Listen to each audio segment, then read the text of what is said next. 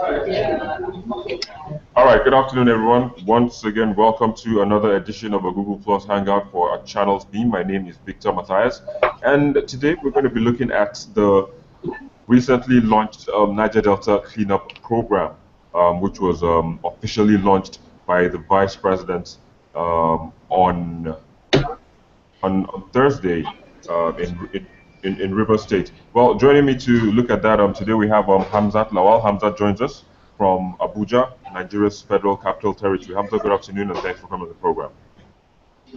Good afternoon, my brother. Thanks for having me. Sure. Well, we also have Olumide Idowu, and Olumide joins us from Lagos, Nigeria. Olumide, good afternoon as well, and thanks for coming. Yeah, good afternoon. Thank you very much. Thank you. All right, let me just start with you. Let me give you home advantage since I'm also in Lagos, Nigeria. Let's just even understand what this cleanup project, what it means. What exactly does it mean, first and foremost?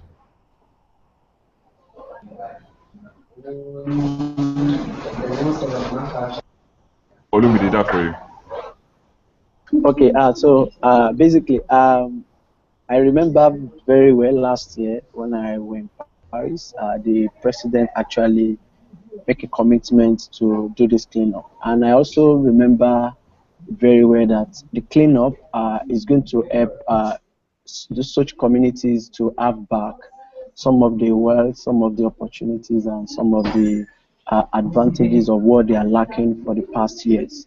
And it's something that is going to help the environment, and it's going to bring back activities when it comes to agriculture. They'll be able to also produce and make things done by themselves. And this also is going to help the entire community in the sense that it's going to also provide a lot of job opportunity, because when the land is fertile, then there's going to be a lot of opportunities on ground. So I think doing this is also one of the mandates for Nigeria as a government, as a country, to also contribute to the development of our environment and our society. And I think that's one of the things that the cleanup is going to do, not for only the community and not for only the society, I think also for Nigeria entirely. Thank you. Very well, Olumide. We'll come back to you in a moment. But Hamza, let me also just come to you to get your own perspective of what the Niger Delta cleanup program mean.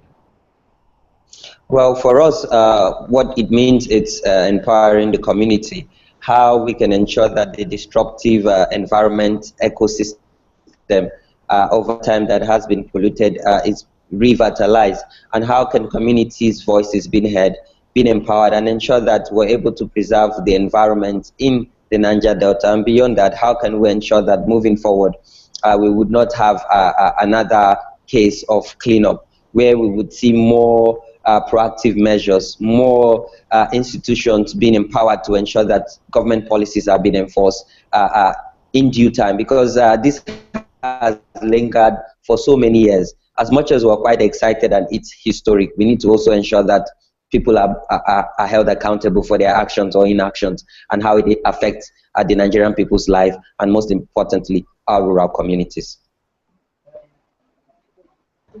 All right, very well. Let's now go into the basics. Now it was launched in River State, but you know, Niger Delta is kind of wide, and this environmental degradation, you know, that you have rightly said this cleanup will address, is widespread, not only in the place where it was launched. What are the plans, you know, moving forward?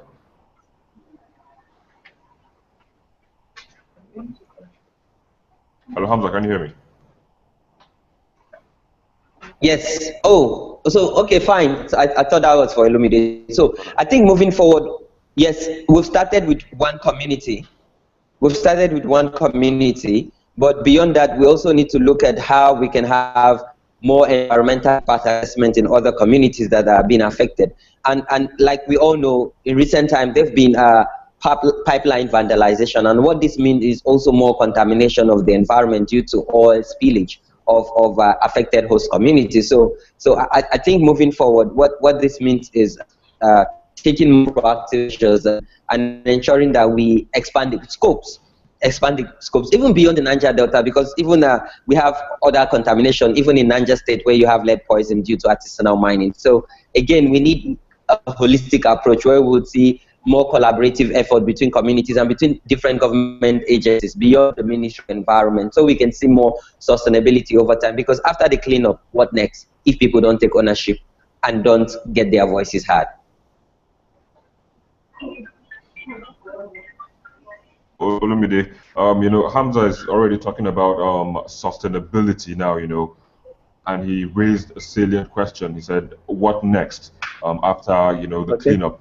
Yeah, and when you begin to look at what next now, this thing is coming at a time when we're having fresh agitations, from a group that feels maligned, so to speak now, and they're wreaking more havoc while the government is trying to, clean up the whole place. What do you think should be done, to sustain the cleanup and to ensure that more pipelines are not vandalized? Okay, so thank you. One of the things that, like Hamza have said, it, that we need people's voice to be heard. Taking it forward, we remember that the implementation of these UNEP reports is basically mostly for the indigenous people, because it's going to really help them also to be more effective. So when we're talking about taking it forward and what next, I think one of the best things that Ministry of Environment and the government of Nigeria presently should do, first of all, we need to sensitization, like we need to enlighten people on why this cleanup was done and why it's going to be a benefit to them as a community and as a society. We also need to make sure that the government needs to also work with close stakeholders in the community and out of the community that can help them to do a lot of environmental assessment, so that things can move forward effectively. And we also have a reporting system that will make us to see that everything we are doing will be evaluated and make it real. And also, young people cannot left out in this race. Youth is going to be one of the people that is going to be helping them to also carry out some activities on ground to make sure that we monitor every places that the cleanup is going to start. And the mandate of the government needs to also pass through implementation. They need to implement what they say. They need to make sure that these things are being done. So, like I said, we need the voice of young people to come up, the voice of the community people to be heard also. That we need a lot of stakeholders engagement, so that this will not be only the government work, but it's going to be part of the stakeholders work also. So if you can put all these things together, then people will be able to know the sense and the why they need to support the government and other parastatal agencies to make it work. Thank you. All right. One other concern that might be raised, is the issue of what I say, restiveness, violence, and all such vices. To what extent will you say this exercise will reduce such? Okay, Well, so that's Okay, go ahead, Olumide. Hamza will also answer after you. okay. Like I said, when this cleanup story was coming up and people were hearing about there's going to be cleanup in Gombeland, is one of the things I was just saying is that every stakeholders need to be part of it, and one of the stakeholders is the young people. So when you carry along these young people, they also have the need and the understanding of why this thing is being done. So the case of vandalizing, the case of violence, the case of all these issues will not actually come up when they bring all stakeholders together, so that all of us can understand why we are doing this. Because this understanding will actually help every body or every stakeholders to know what we are going to be doing when it comes to this taking forward this cleanup in the Gombeland. All right, very well. Just Hamza, before I come to you to get your response on this, Sean Fanikayade joins us. Sean, thanks for coming on the program and good afternoon. All right. We didn't hear you very well. Good afternoon and thanks for coming on the program. Good afternoon. All right. So just first things first, if you could help us, your video is a bit dark, so if you could open the window behind you and probably face it, it will make a lot more sense. Okay, all right, just 1 second. All right. So while you do that, let me just come to you, Hamza. Like I was asking earlier, um, to what extent do you think this exercise will reduce crime, violence, and such vices in the Niger Delta region? I think this on its own is empowerment. It's empowerment where citizens and communities' voice are being heard, where they can now direct policy implementation, and where they can ensure that they're part of the decision-making process. But I think moving forward, we need to see more transparency and accountability. People need to understand what resources have been allocated for this cleanup. What are the timelines? How long would this last? We know that for the ecosystem to be revitalized after the cleanup is going to take another 30 to 40, probably 50 years to have a balanced ecosystem. But most importantly, we need to see a balance around transparency and accountability where citizens will know what resources are the government is putting into this, what kind of support are we getting from the international community, so that we can start following this money and ensure transparency and accountability, and ensuring that citizens' voices are being heard and they're empowered to add their voices on government policies and implementation as it affects their immediate community. All right, very well. Let me just come out now to Sean Fanikaide. Sean, thanks once again for coming on the program. But let me just begin by asking you, just so to speak, now a lot of water has gone down the bridge before you came on board. Hamza and Olumide have been, making their minds or their voices heard about what they feel about the cleanup in the Niger Delta region, which was launched by the Vice President, that's Yemi Osinbajo, on Thursday somewhere in River State. But what do you make of that process? Because it's coming after years and years of agitations by people of the Niger Delta region. Now it has come. What do you think about this development? Well, thank you for having me. Um, I think it's long overdue, If you and can bring your if camera we down, look, please. If you can bring your oh, camera okay, down. okay, all right.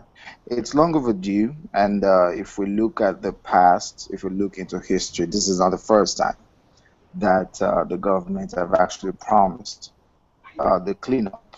Now, the fact that it's being done right now doesn't actually just makes a little difference. It makes the difference in the sense that now we know that the government have actually pledged to do the cleanup and they are taking a step towards it. But my problem is, how is it going to be continued?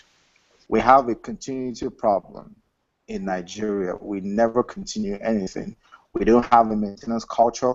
We don't have a progressive culture. So how are we sure that this is going to continue? How are we sure that it's not going to be abruptly terminated along the line? How do we know for sure that this is just not some media stunt to add the accolades of the president? But we can only hope that it's a step in the right direction. That's what we can only hope. Now, however, we just also have to keep looking forward to the continuity of the program, because it's not just launching the cleanup, it's actually continuing it. All right. So if I'm to get you right here, you're talking, you're laying fear, you're putting, or you have fears as to if the federal government can sustain the program or the project. Exactly. If they can sustain the project. All right, very well, Hamza. Earlier, you were talking about, sustainability of the program. I think Sean is actually restating or reiterating what you had earlier said. Are there plans, so to speak, now in place for the continuous implementation of the program? Because, like he's saying, policy somersault has been one of our major problems in Nigeria, and he's probably, having fears that this could be one of those programs that we would, have all the funfair and the fanfare during its launch, and then along the line, we would probably fail to continue the implementation program process. Yes, we've seen some measures that have been put in place, and before the official launch of the cleanup, we've seen a lot of dialogue between key stakeholders and the community, which is quite amazing and it's welcoming. But I think we want to see more openness. We want to see how can data inform the cleanup. how can data direct government policies and the actualization and sustainability of this kind of initiative. And most importantly, we need to bring people to the book. We need to hold people accountable, because this has happened years back. But who takes responsibility? Whose action or inaction is meant to take responsibility? We need to see how we can prosecute and put people behind bars beyond just the cleanup, because we need to send a strong message. If we don't send this strong message, things would keep happening the same way. And this, what is really sad is that we're degrading our environment, and then we won't have what our future generation would have to fall back to. Well, I hope that is really put in perspective and also, implemented. But Olumide, you were also trying to respond to that question before. That's respond to the fears of Sheun was raising before Hamza came in. Do you have a word or two to say in respect to that, Olumide?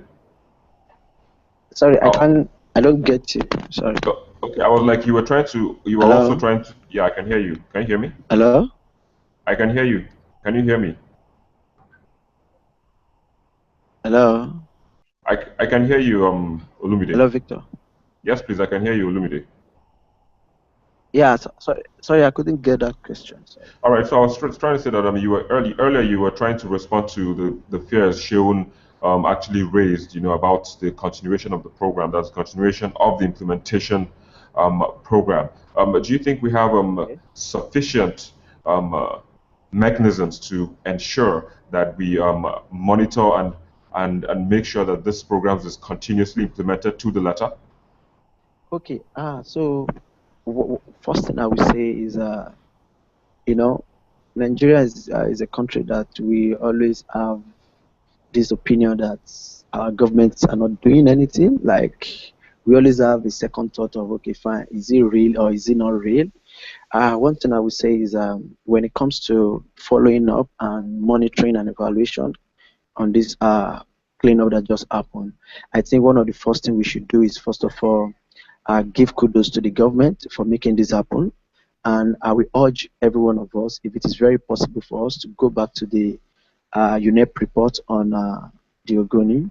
If we read the report very well, we'll be able to understand some mechanisms and some things that they are looking at in making this happen.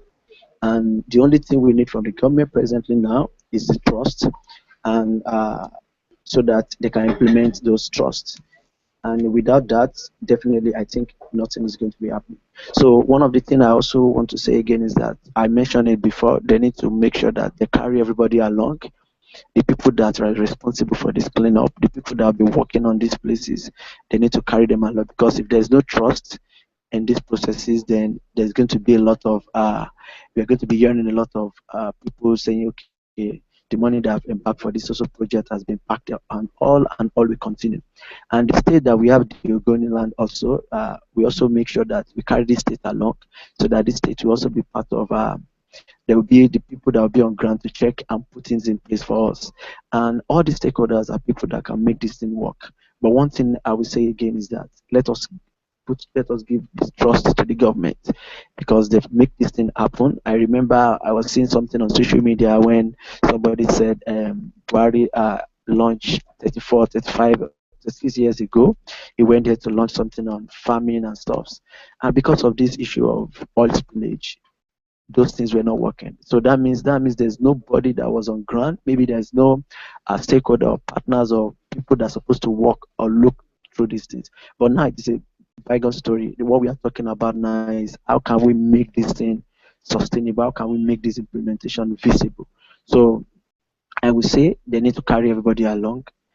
Civil societies, the present government, the state government, need to be part of these processes, so that we can have a maximum and fulfill reporting system on this stuff. Thank you very much. You're welcome, Olumide. Well, Sean, you were earlier raising fears, and I hope your fears have been put aside by the responses. But also talking about fears again, this report has been launched at a time when a militant group, has resurfaced, and they are blowing pipelines in that region. Now I'm talking about the Niger Delta Avengers. How do you think we can avert I mean, all this pipeline. I mean, because I think it's going to take us probably a few steps backwards um, in this progress that has been made. How do you think this will play out now? Now that's the emergence of Well, Niger Delta Avengers. okay, all right. Well, my issue with Niger Delta Avengers, Niger Delta Avengers didn't just start today. It's been on for a while, maybe with a different name, but you cannot deny the agitation that has come from that part of the country.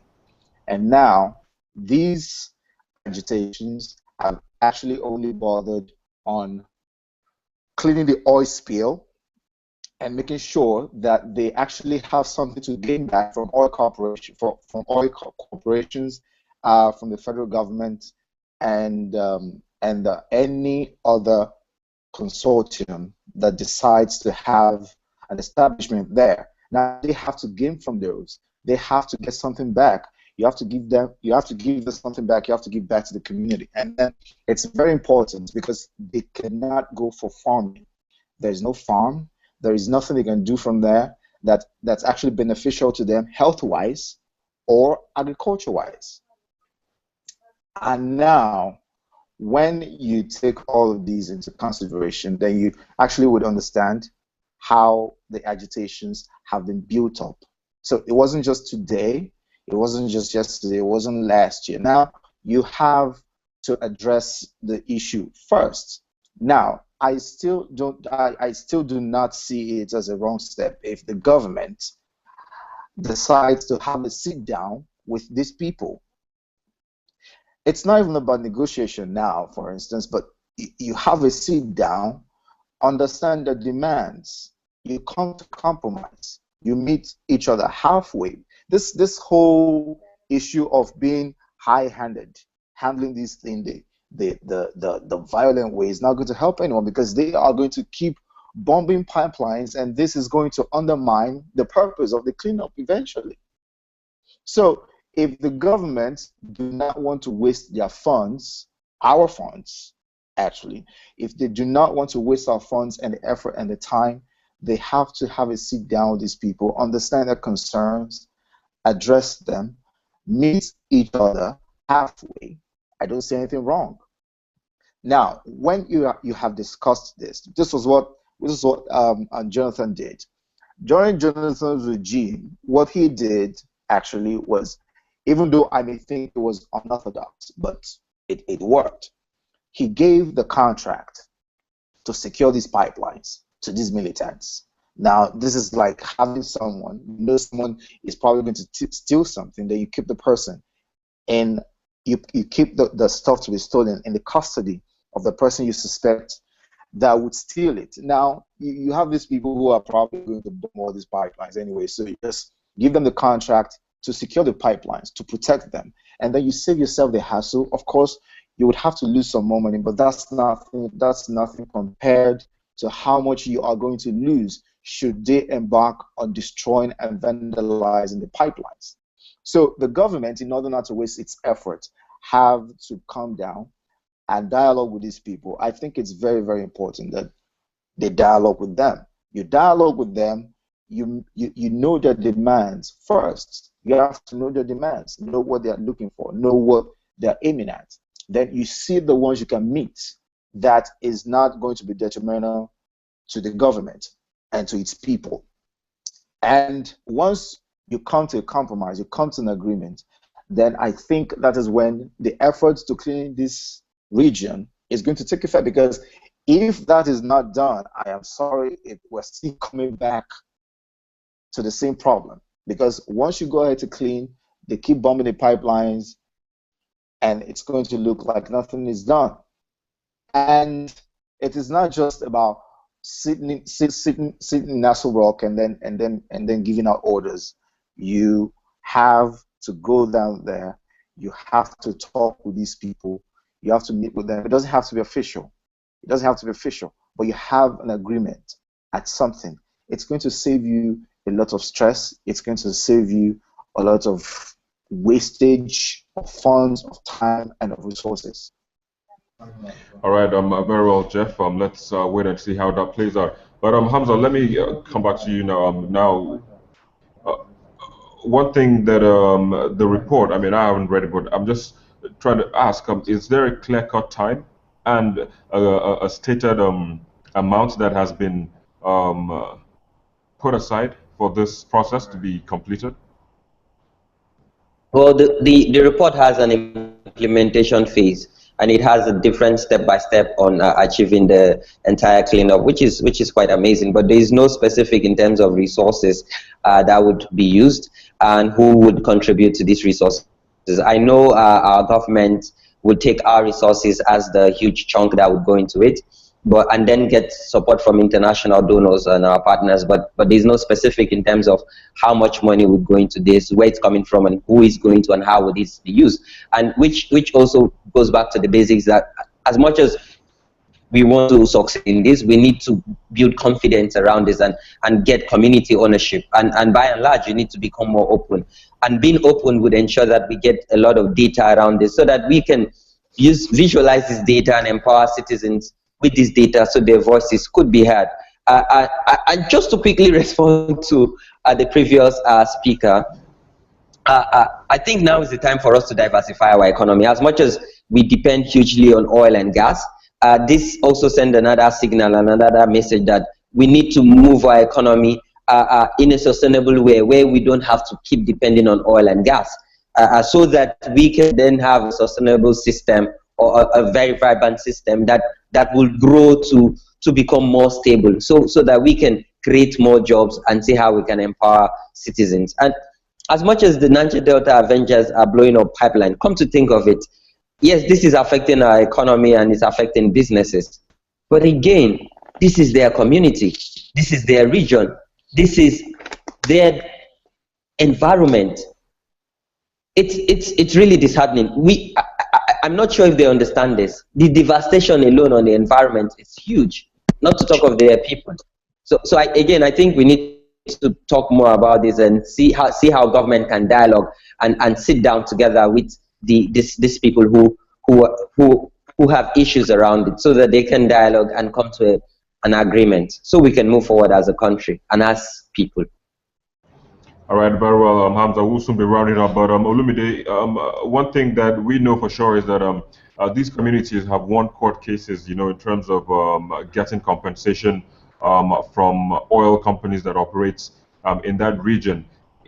What will be the scenario now that the UNEP report will be implemented? Does that mean we're going to move past those compensations, or will the compensations still go on with the implementation of the UNEP report? Okay, I think it's going to be hand in hand. Definitely, there's still going to be a lot of consultation, and with that, it's going to really help the two parties to understand the community itself. Like what my brother said, Broshim said the other time when he was talking about the government need to sit down and understand these people's problem. They need to sit down and understand what is really their needs. And I'm also linking it to what Gamza talked about also when he said, as we are also understanding the need of these people, we also make them to understand that we can also gain a diversified economy. Even on their land, there are a lot of things that can also come up. So the UNEP report actually shows us a broad understanding of what the Ogoni land is all about. And like I said, when you look at it very well, you look at the part of the recommendation part, you see they make a lot of recommendation, which is not going to be run by UNEP, it's going to be run by Nigeria and our government. So we need to also make sure that the government also understand these people on ground, because it's going to be the one of the benefits for them. Not the benefit comes enforced for them, not for general. So the consultation needs to go on along with the implementation. So that is when they'll be able to understand what are the things that they need to work, take over, or they need to do first and for, because these things are in phases. They cannot just rush down and do everything. So consultation will actually help them to take it step by step to have understanding of the issues that is on ground and how they can tackle the problem. Thank you. Sure, you're welcome once again. Let me come back to Jeff. Well, Jeff, it seems you have a better picture now. If I would just ask, can you probably turn your camera? Can you turn it? Yeah, so you get, yeah. Okay, this is a lot better. Can you hear me? Okay, Yes, I can. I can hear you. Yes. Oh, Sure. I can hear you now. All right, very well. So if you can just leave it that way and probably stabilize it, it will make a lot more sense. So I hope you don't mind to go through those questions that I asked you earlier on. Which of the question?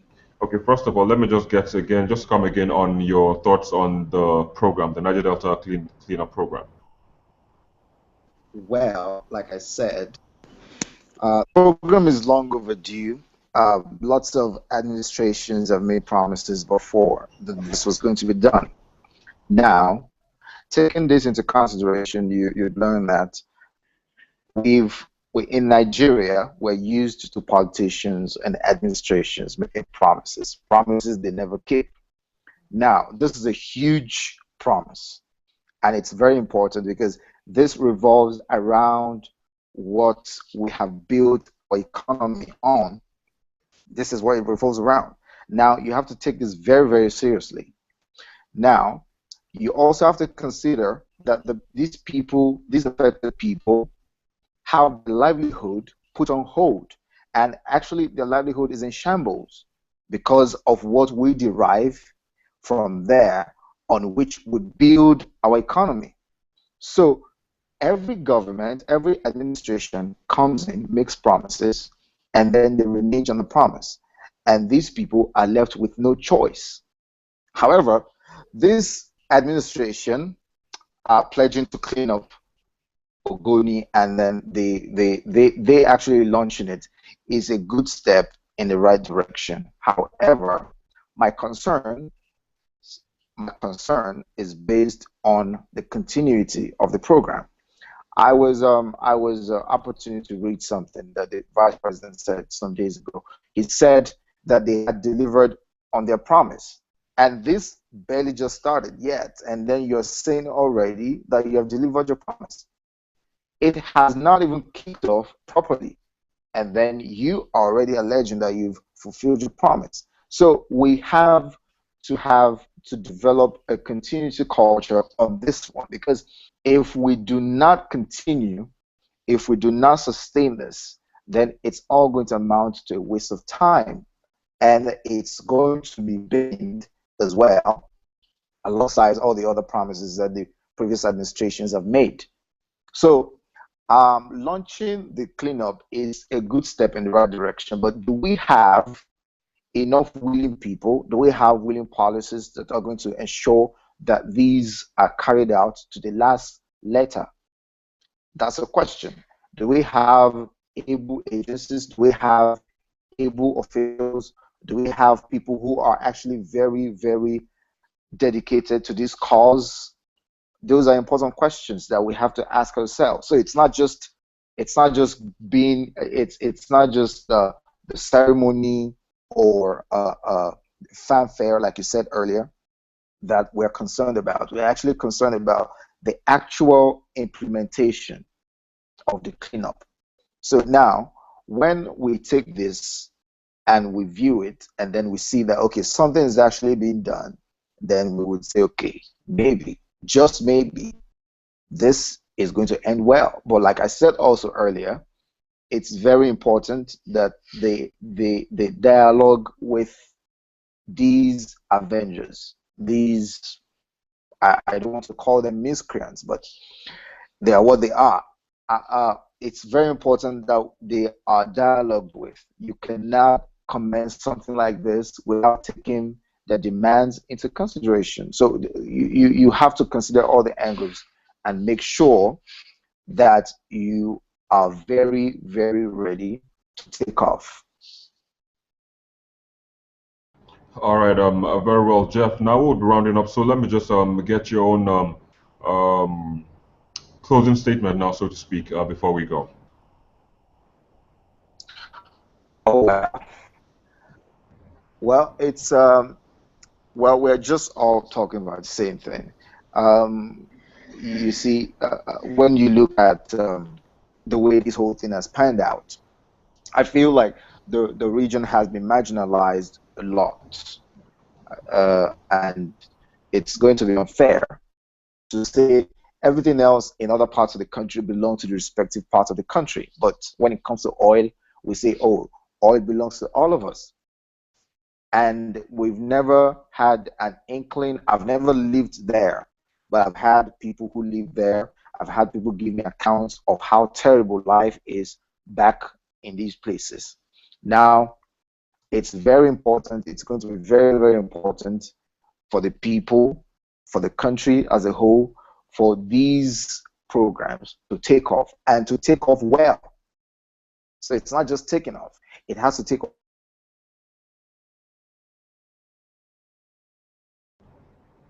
All right, I think we're losing Jeff, but Olumide, let me just come to you before he sorts his internet out to also get your closing statement or last words before we go. Okay. Okay, can you hear me? Sure. Okay, so I don't really have much to say, but the only thing I'm interested in are two things: the implementation and the exercise that's going to be happening on ground.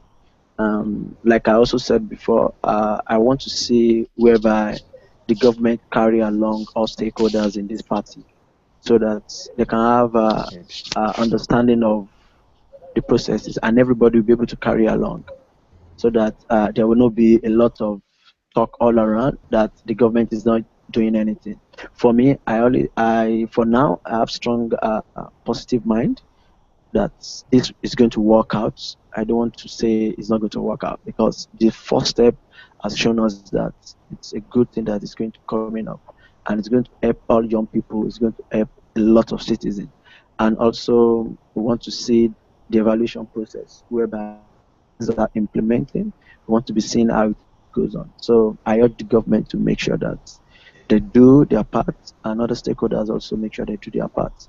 And with this, we'll be able to have a fertile and a growing land in Nigeria. Thank you. Thank you very much, Olumide Idowu. You're calling from Lagos, Nigeria, for coming on the program. Sean, we couldn't hear you at the tail end of your statement, so if you could come again, it seems the internet is a lot better now. If you could come again just before we go.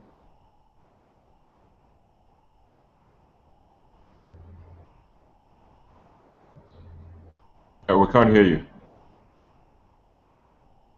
We can't hear you. Hello? All right, great. We can hear you now. Okay. I was saying that the region has experienced a lot of turmoil and violence. Now, it's important for the economy because right now we are all talking about making alternative means to creating an alternative means to building the economy. We have to diversify, but right now we haven't actually diversified. We are still banking on oil, and that's exactly why we have all these shortages of funds we have in the country today. Now, if violence keeps happening in this region, then it's going to impact on the economic strength of the country. So the earlier that these violence and related incidents are nipped in the bud, the better for all of us. Now, peace has to be ensured in this region, and promises to these people have to be kept, and their demands, well, the reasonable ones, have to be met as well. If these things are not done, then there is no way we can guarantee that we have peace there. And if there is no peace in the Niger Delta, it's going to have a very, very negative impact on the economy. So I believe the government should make sure that this program takes off well, and that the program, the report is properly and accurately and completely implemented. Thank you. Thank you very much, Sean Fanikaide. You're calling from Oshogbo. That's in Osun State. Well, Hamza, let me also come to you now and get your own closing statements as regards this issue we've been discussing for the past 40 minutes. of the cleanup because of Sorry, can you strong come again? political will. We've seen this happening because of strong political will. But beyond this, we need to see how we can empower institutions, because politicians and government would come and go, but institutions would remain. How can we ensure that these institutions take action irrespective of whoever is in power or whoever is leading this institution? So, and then lastly, as much as we want to see progress, we need to see more transparency and accountability, because this will drive sustainability and the achievement of this project, so that the voices of the people are captured and then empowered to ensure they take ownership of this initiative. All right, thank you guys. It's been a wonderful discussion today, very educative and very eye-opening as well. That's where we have to wrap it up. Hamza Lawal, you're calling from Abuja, that's Nigeria's Federal Capital Territory. Thanks for coming on the program. We also have Olumide Idowu, who joins us from Lagos, Nigeria. Actually, it's a commercial capital of Nigeria. Thanks once again for coming on the program. And then we also have Sheon Fadikadi, who joins us from Oshogbo, that's in Osun State, Southwest Nigeria. Thanks as well for coming to the program and sharing your thoughts. But then that's where we are. That's where we are in terms of the cleanup of the Niger Delta program. We have to wrap it up here. Again, I would have to remind you that this is a Google Plus Hangout for Channels Beam, and I'm Victor Matthias. Thanks for joining us.